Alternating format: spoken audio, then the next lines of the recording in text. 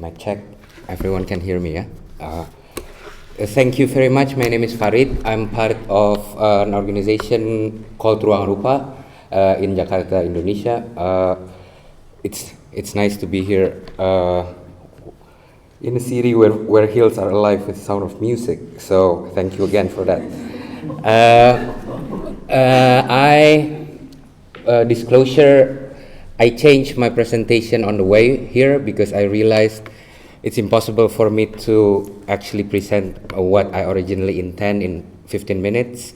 I'm slow, I'm taking my time, so I change it. What I'm going to tell you is like kind of like a personal story on how I know Ruang Rupa, and then after that it becomes like it will touch upon stuff that was written originally in the program of what I'm going to present. So I know Ruang Rupa first in 2002 when I was in architecture school from this kind of magazine. 2002, it was in a moment of after 1998, post-dictatorship in Indonesia, and then a lot of euphoria of freedom to congregate, freedom to publish, etc. Just like blossomed. This magazine only lived for I think for 2 years. This kind of like independent, no profit could be made out of this kind of magazines. And then from that I learned so many things because it was in a euphoric moment of like everything is possible. So as a student at that moment, like there were a lot of confusion, of course. And then from here, I learned about Ruang Rupa, something that was founded in 2000 by 6 artists. Most of them didn't even finish their degree. And then I started to come and then getting to know them. At that moment, it wasn't. If you think about it, it's kind of different right now when people come to Ruang Rupa in a different mindset. It wasn't a good move career-wise to start hanging out with Ruang Rupa in 2002, 2003. First thing is like, this is my final project for architecture school in 2004. I made kind of like my version of Ruang Rupa. That's the way I knew them, because like I was making something for them, although it's like as if, no, like in architecture school. I didn't make any building in the end. What I proposed is a park with a lot of like flexible structure. I almost didn't graduate because of that. So that's the first danger, is like I should be smarter actually, just stop hanging out with them back then. But I thought I could be an architect. I practiced as an architect for 5 years. I also tried to come out from Jakarta. If some people didn't know, Jakarta is like, it's not an easy place. It's nice, but it's not easy. So I tried to escape for 5 years, but then I came back because I realized Jakarta still offered something that no other places, as bad as it sounds, but as bad as it is, it offers me something, a water that I know as a fish, you know. And then I came back. Coincidentally, they asked me to join them properly in 2010 to edit and write. I didn't know how to write, let alone edit at that moment. Their journal called Carbon, I learned a lot of art, about art through reading this. It's out from like 6 years, they only make 7 of them, but this is the printed version, stopped in 2006 actually, the last print edition. But then they changed the journal into an online one. This was the online one that I was co-editing with other 2, and then it became 3 people. Right now we've given it away to other people, to other editors, like to younger editors, about politics, not about urban anymore. The first one, the printed one, is about art. When I was there, it's about urban and visual culture. This one is more about politics and art, because like the people change. So this kind of learning curve happened not only to me. There are a lot of, like, Carbon is only one of our programs. These are the family, we call it. We do video art biennial. We found a gallery in 2007 after 7 years of not having a gallery. We have a think tank for art called Art Lab, biennial for Jakarta students, not only art but students in the form of exhibition making, to make national gallery, our national gallery in Jakarta, accessible for students. Started in 2003. Before that, students couldn't think even about accessing that space. Then the journal Ruru Corps is our kind of like profit-making body. RRR, the triple R, is our Ruang Rupa Records, holding festivals of music festivals.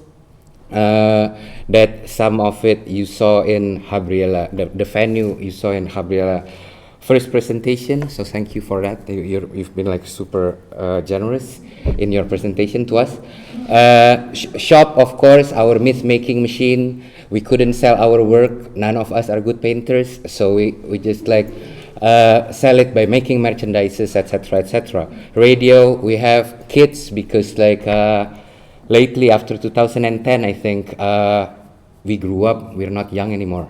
And then we have kids. Sometimes Ruang Rupa looks like a kindergarten, so maybe we can make it into art, you know. Then the last one, which I'm going to talk to you about, is Institute Ruang Rupa. This family was gathered in 2014, the first time we actually count ourselves. It was from 6, only 2 left from the founders. Right now we are between 30 to 40. And then the logo change. The kind of like the name is a pun, because like we played with it, Ruang Rupa Academy, Ruang Rupa School, etc., you know, all those stuff. But the problem is like most of us didn't even finish the degree. So it's when we want to formalize something, that's just like kind of treading hot water. So we look for another names, and then Institute Ruang Rupa become a nice one, because in short it becomes IR with a small r with a dot, and then it's kind of like that's the degree we used to have as Indonesians. It's like the ing in German school when you become an engineer, and then that's a degree they stopped using, but it was the degree as well for when we got Americanized, of course, like everyone, like every part of the world, education-wise. And then that degree is actually used by our first president. So that kind of stuff, maybe we can give another degree, IR again, you know, because no one is claiming it right now. This is the first, it was kind of established in 2014 as an idea, as a logo. This is our first postcard saying, basically the right one is saying, "Hi, Miss Teacher," and then the left one, girl in a hijab, Astaghfirullah, maybe all your Arabic, like praise to God, not praise to God, sorry God, how come a student is looking like that? It shows what kind of school we're going to do. We didn't have clear idea of what we're going to do, but we're using a lot of stuff that we are taking over, because a lot of taking over was done by previous presentation. We took over kind of Jakarta Biennial. So in Ruang Rupa in Jakarta, we've managed to hack institutions. We become institution ourselves, but in the way of hacking other stuff, from National Gallery to Jakarta Biennial, which have a different. But because it is our practice, it's not that strong anyway. It's easy to be alternative and then to cease to become alternative as well in a very short time. So what we did as Institute Ruang Rupa is working with Jakarta Biennial for the academy and symposium part of it, and then from that we could also afford to absorb certain stuff, certain collaborations we are interested in, including with Dutch Art Institute for the last Jakarta Biennial, as well with Arts Collaboratory, which Raw Material Company and Casa Tres Patios are part of. So academy we make with Arts Collaboratory, the symposium were attended, and then all the programs are really heavily attended by Dutch Art Institute lecturers and students. So those kind of stuff, collaboration is just like very natural for us, because we know from the beginning we can never work alone. This is another thing. We founded a curatorial and art writing workshop in 2007. At that moment, there was no curatorial school whatsoever in Indonesia, but then we just like, no one of us are trained in curatorial practice, but we know that we need it. So we just like, okay, let's do it, let's see whether people are interested in being curators, and then there are interests, etc. But right now, 2 years ago, there is a master for curatorial program in school in Bandung, the technical school in Bandung, one of the biggest art school in Indonesia. So we have to change it, and then Institute Ruang Rupa is the responsibility changed. We cannot be that aloof of saying these people who hasn't come from art background. We kind of talk about them, of introduce the idea of curators in 2 weeks, and some of them just came out of them and thought that they could be curators. That's just irresponsible. It was nice in 2007. It's not a good thing to do still in 2016.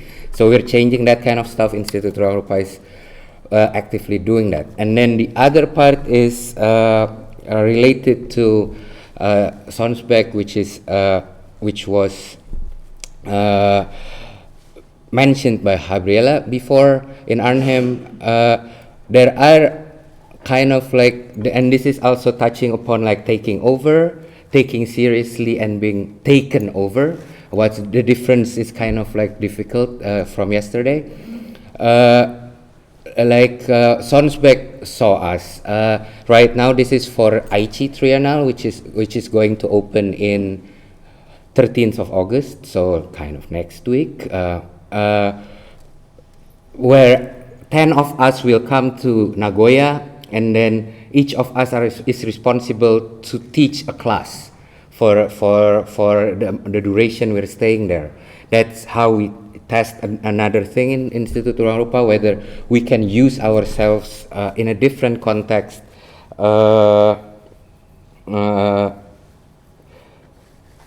and see ourselves as a resource individually, whether it's going to add up into something else. But this kind of attention by outside is, of course, we ask ourselves, what does it good for the local? So that's just a very difficult question of our responsibility is still in local in Jakarta, but what can we bring from all this attention? Sonsbeck, IT Triennale, and then we're doing something as well institute-wise with Pompidou for next year. So this kind of mammoth institutions, how can we still take it over as if we're doing it for Jakarta Biennial and then not being taken over? That's our next challenge, kind of. This is kind of the last group picture in 2014 when we call ourselves. And then this is what we're doing kind of in Aichi, you know, whether it's a lab or it's a pilot project, if we can do it to see each of us as a resource, and then each of the programs as the logos you saw before, and then maybe we can ask people who can see like proposals. This is the ideal version of Institut Ruang Rupa in my head right now. It's like if we can ask people to propose something that some want to do, I don't know, from a radio station to an exhibition to a book to etc., and then we kind of tailor their curriculum, each of them, and see Ruang Rupa with the programs and the people tailor a curriculum for each of them, learning from us or use us as a resource. I think I'm going to stop there. Farid is out. Ahmed is next. Thank you.